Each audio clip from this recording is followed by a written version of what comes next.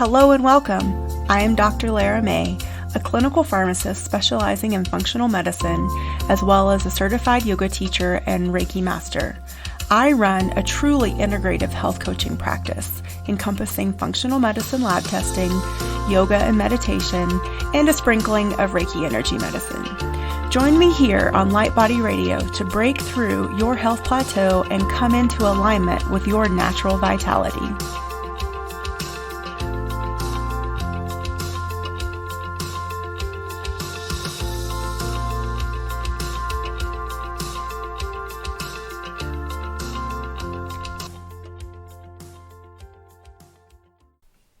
Hello and welcome to the latest episode of Light Body Radio. I'm your host, Dr. Lara May, and today we're going to talk about something fun. Well, I think it's fun, the medicine of cannabis.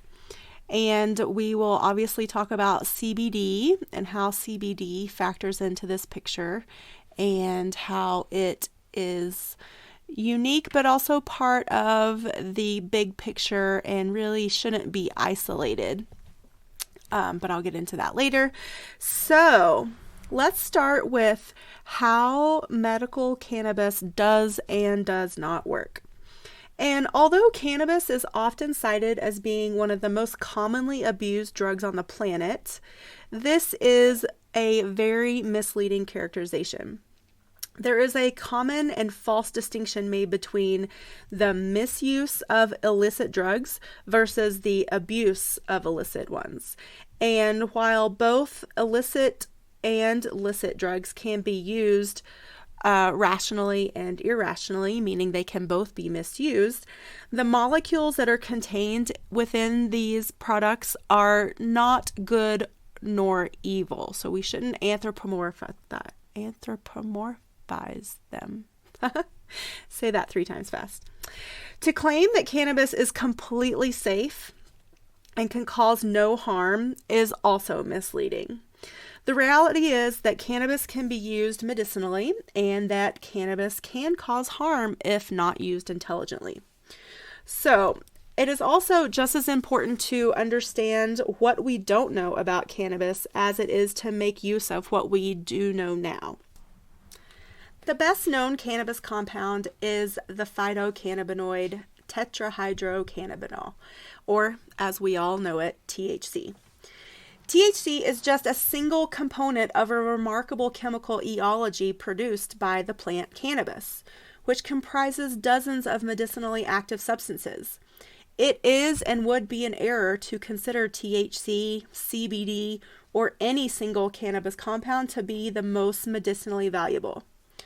Cannabis compounds in herbal cannabis or whole plant extractions tend to work together in synergy, or also what we call the entourage effect.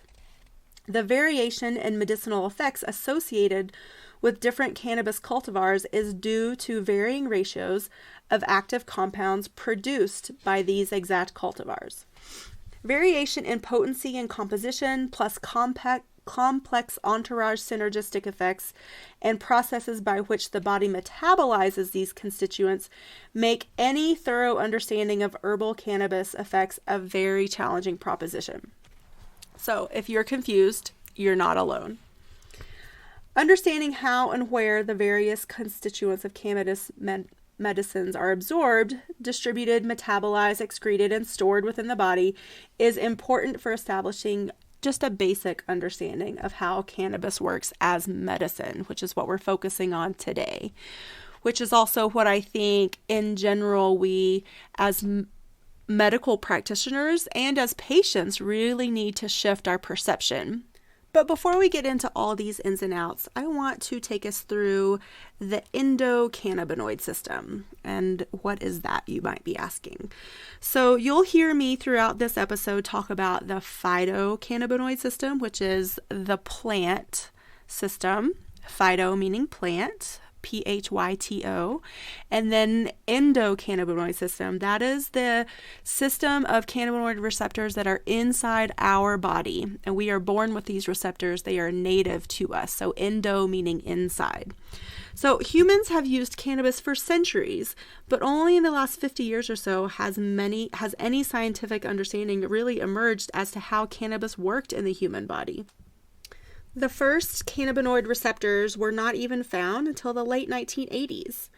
These receptors turned out to comprise a new series of homeostatic regulatory mechanisms within the body, which was then named the endocannabinoid system.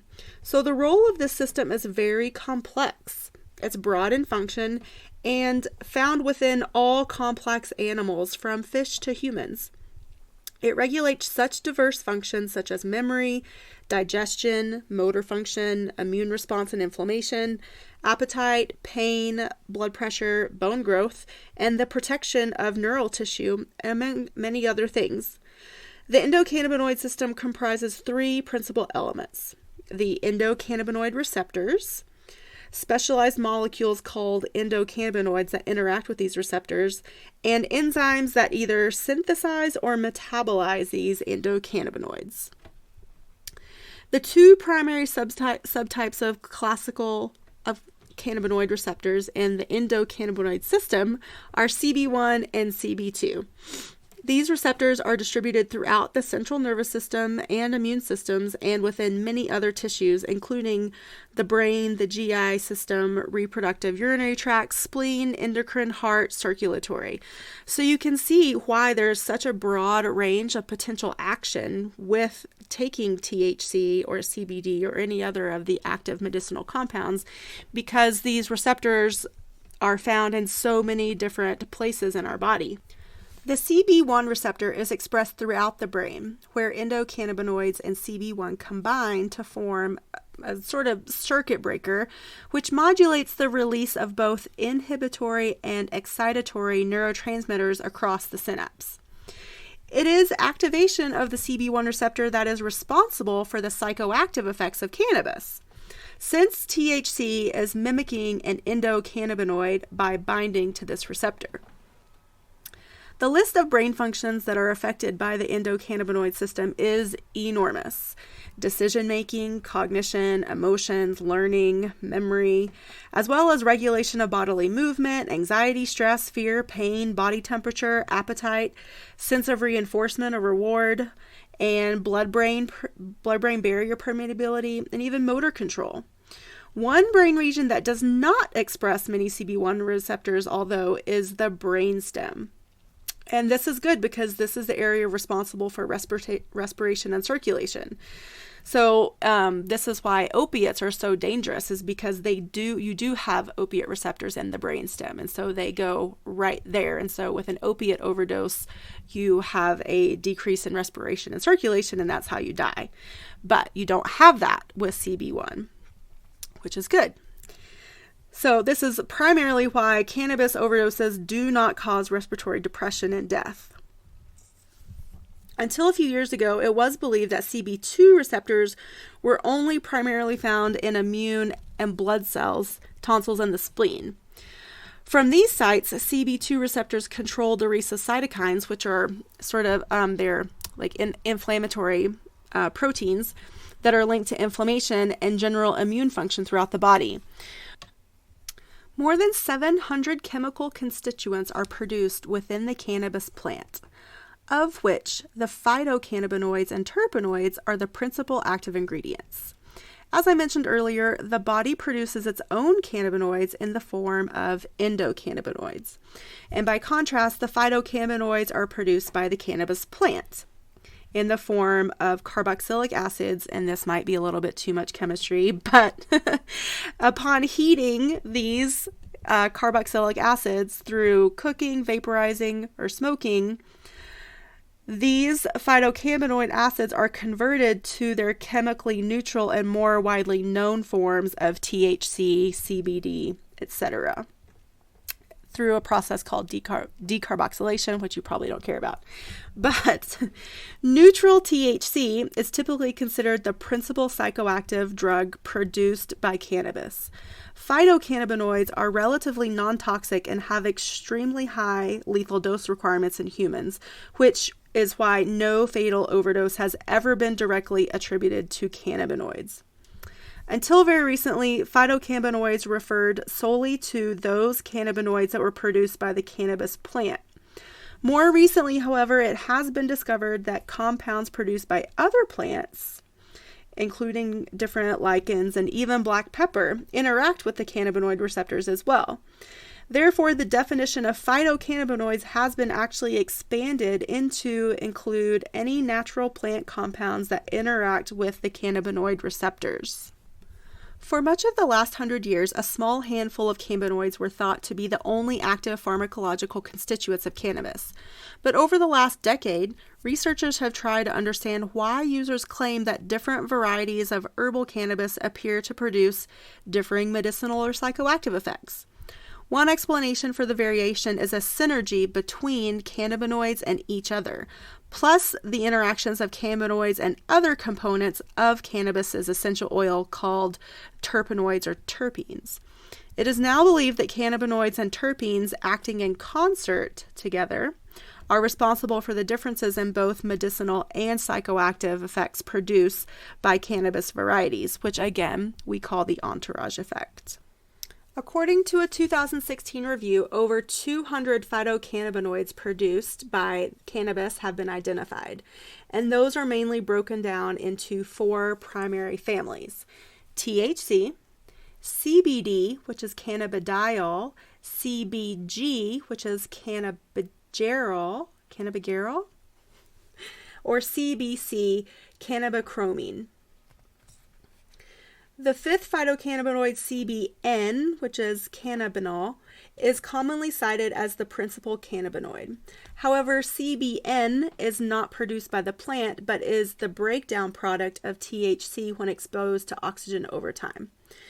There is strong evidence to suggest that the terpene beta-caryophyllene produced by cannabis also functions as a phytocannabinoid. So for the purposes of today's episode, I'm just going to focus on THC and CBD because these are the ones that are most commonly talked about in news and in politics, and the ones that you probably have the most questions about. THC is the most common phytocannabinoid produced by popular drug cannabis varieties. And through decades of selective breeding, today a few drug cannabis cultivars can produce over 25% THCA within their dried flowering tops. An extraordinary amount of this psychoactive ingredient. But THC is simply more than psychoactive. It exhibits potent anti-inflammatory and analgesic activity. It's neuroprotective and reduces intraocular pressure, spasticity, and muscle tension. THC interacts with both CB1 and CB2 in the endocannabinoid receptors. While THC itself is non-toxic, some physicians have characterized the unpleasant effects of an excessive THC overdose as psychotoxic. For example, excessive doses of THC can produce panic, anxiety, sedation, and rapid heartbeat for novice users, or maybe even just those that were expecting something so potent. Although most of these adverse effects typically decline over time, high doses of THC over time are linked to selective CB receptor downregulation, which means it essentially means that's resulting in a reduced density of these receptors. So the more high dose THC you introduce into your body, the fewer natural receptors that you're going to have available. And this contributes to the tolerance effects that we see with repeated use of THC. Recently, THCA, the acidic precursor of THC that I mentioned earlier, has caught the attention of some researchers, and they're hoping that it might prove to be an effective medicine. THCA itself is very pharmacologically active with potential anti-inflammatory, immunomodulatory, neuroprotective, and anti-tumor applications. Next is CBD, the one that has become so popular in politics and the news recently. And this is the most common phytocannabinoid produced by the fiber cannabis hemp varieties. And because of recent breeding efforts, CBDA is becoming more commonly found among drug cannabis cultivars as well. Like all acidic cannabinoids produced by the plant, through the process of decarboxylation, CBDA can be converted into CBD by heat over time. Preclinical animal testing has shown that CBDA shows great promise as an anti-nausea treatment, especially for those suffering from intractable anticipatory nausea, which many people undergoing chemotherapy do. Here's an interesting tidbit I found in my research. Many dispensaries falsely claim that indica varieties of cannabis contain higher amounts of CBD than sativa varieties. While some broadleaf landraces from Afghanistan and Pakistan produce CBD, these plants were not selected to be brought to the West because this selection always favored THC content. So nearly all broadleaflet varieties labeled indica in dispensaries contain no CBD or only trace amounts. This misconception about CBD content has extended to the false claim that CBD is responsible for the sedative effect of drug cannabis varieties, when CBD is mildly activating or stimulating at low, moderate doses. The sedative effect commonly noted by patients inhaling high CBD herbal cannabis varieties is more likely due to the high levels of myrcene produced by most of these cultivars, especially when cultivated under sunlight. I thought that was really interesting. Until 2009, high CBD cannabis varieties were rarely found at medical cannabis outlets in the U.S. The combination of increased analytical testing of cannabis, the work of advocacy groups such as Project CBD, which there will be a link to in the show notes, and the work of cultivators such as Wade Lofter and the late Lawrence Ringo, led to the reemergence of high CBD cannabis varieties.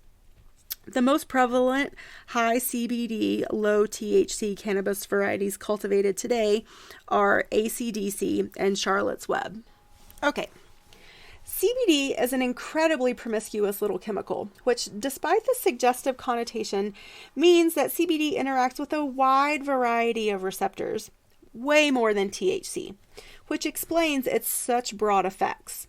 CBD interacts with CB1 and CB2 receptors, but also the other G protein cannabinoid receptors, and some other receptors, again, that I won't bore you with. These interactions may lead to CBD-based treatments for conditions ranging from strokes to acne. But beyond the endocannabinoid receptors, CBD activates, inhibits, and modulates a wide range of receptors and ion channels, including adenosine, glycine, 5-HT1A, which is involved in serotonin production. And according to a recent review, CBD also interacts with dopamine, 2-GABA, and some delta opioid receptors. CBD is even effective in inhibiting the growth of methicillin-resistant Staphylococcus aureus, or MRSA. Perhaps more so than even the antibiotic vancomycin, which right now is the standard care of treatment for MRSA. One problem when extracting CBD from cannabis is that a small portion of the CBD can be cycled or transformed into THC. When attempting to control the amount of THC being given to, let's say, pediatric patients receiving CBD, this cyclization process needs to be carefully controlled when cannabis products are manufactured for pediatric use especially. Recently, claims have been made that CBD can cycle into THC in the presence of acidic gastric fluids. These claims are contentious, with some researchers claiming that such cyclization is possible, while others dismiss the notion. It seems, though, about that the jury is still out. As with any medicine, there are always potential for adverse effects. Understanding the side effects and contraindications of using herbal cannabis and CBD as a medicine will make a patient's experience, your experience, both safer and better informed. It's always important to speak with a healthcare professional if you experience any side effects from any medication, including cannabis. So whether that be your naturopath, your physician, your local pharmacist, someone that has some professional experience with cannabis is preferred. So the easiest approach to limiting cannabis side effects is by reducing the cannabis dose. And in the world of pharmacy, our motto is always start low and go slow. So especially if you're new to using CBD or cannabis products for whichever treatment you are looking to help, always start with a low dose and titrate yourself up slowly over time, so you can find that sweet spot, because we are all different energetic beings and we will all have a slightly different experience across the spectrum. Even if you find some literature that says this is the exact dose for this indication, I would always actually suggest starting a little lower and titrating up and then see where you are. It is a commonly held belief that among certain circles that cannabis is completely safe. And this is based on the misconception that plant medicines are inherently harmless. But the reality is that cannabis is a potent drug capable of producing some very noteworthy side effects. Cannabis can also cause significant interactions with other medications. The side effects of larger doses of THC-rich cannabis medicines can be frightening to novice users. I can tell you, as an emergency room practitioner, I see young and old people come in more frequently than you would think, and they're essentially having that psychotoxic effect that we talked about earlier from just having too much. Most of the side effects that I'm going to talk about are usually solely associated with THC, the primary psychoactive ingredient. And by using cannabis medicines that also contain CBD, some of those side effects can be reduced or even eliminated. Patients who are either new to cannabis or who have accidentally over-medicated can occasionally experience a condition called postural or orthostatic hypotension, which essentially means you have a sudden lightheadedness when you stand up. Sometimes you can even pass out. Suddenly passing out upon standing has become increasingly common among users of highly concentrated cannabis oils. It has also been observed that while reclining, novice cannabis users can tend to experience an upward spike in their blood pressure. So this should also be noted with caution if you perhaps do already have a high blood pressure issue. You should definitely consult your physician if you have been diagnosed or believe that you suffer from schizophrenia, bipolar disorder, or severe depression, heart disease, chest pain, high blood pressure, angina, or irregular heartbeat, if you have a history of stroke, if you have a history of COPD, chronic obstructive pulmonary disease, or chronic bronchitis, if you have an immune disorder or a medical treatment that has compromised your immune function, or you are taking a medication such as some blood thinners where cannabis compounds in high doses may interfere with that medication's metabolism. The most commonly reported mild adverse effects amongst the users of medical cannabis include tachycardia or rapid heartbeat, and this is especially common amongst new users. Dry mouth, dizziness or lightheadedness, red or irritated eyes, and coughing. So those are the mild, no big deal, very short-term possible side effects. So now I want to get into some drug interactions that could be more serious that I want you guys to be aware of. And this is the pharmacist in me coming out. So many cannabinoids, and most potently CBD, can inhibit or induce the activity of a family of liver enzymes we call cytochrome P450. And so depending on how the prescription medications act in the liver, you can sometimes have an increase or a decrease of the affected medication. So patients taking high doses of CBD should consult with their healthcare professional about potential interactions if taking other medications simultaneously. And again, there is definitely a gap with Western medicine physicians at this point in terms of how much they know.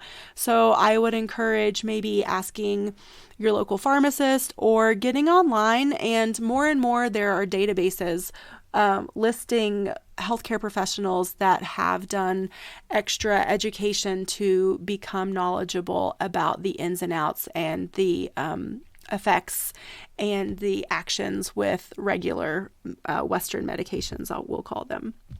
So here is a list of drugs that can increase the effects of orally administered cannabis. Again, that's orally administered.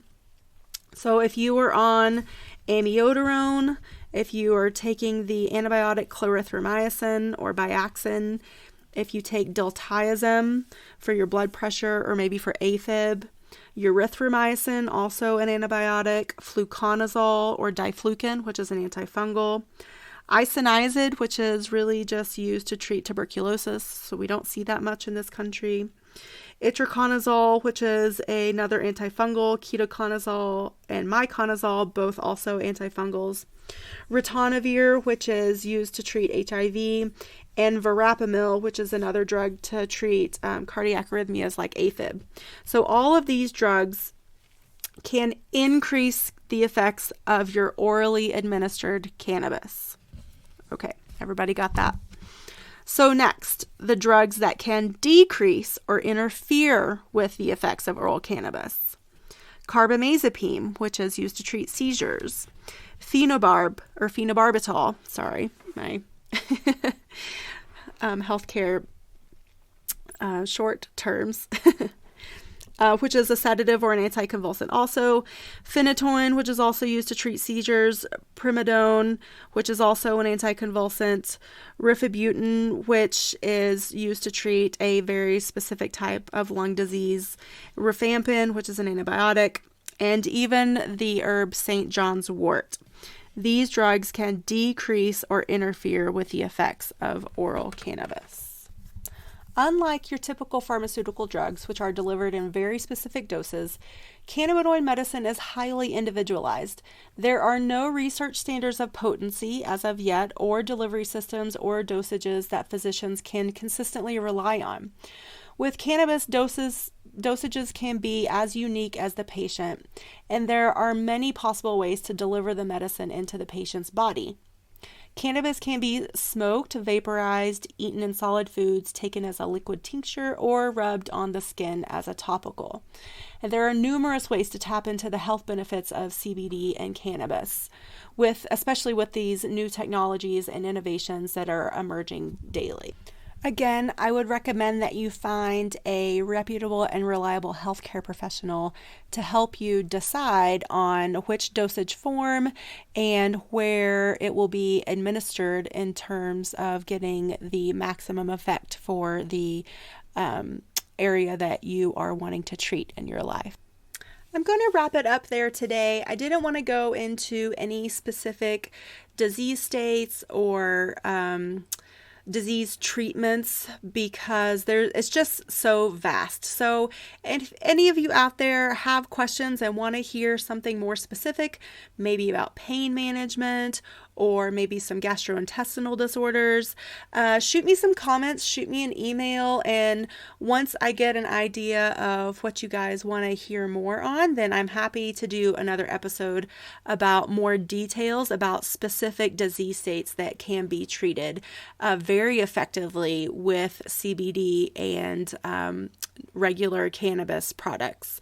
So I hope today was enlightening and informative for you. I hope you didn't get too bogged down with too much medical or scientific and chemical jargon. And maybe if I've opened the door and sparked your curiosity and you have more questions, I'd love to answer them. And maybe you have some very specific pharmaceutical questions and interactions. So I'm up for anything. Please let me know your thoughts and your opinions. And I will catch you on the next episode. Namaste.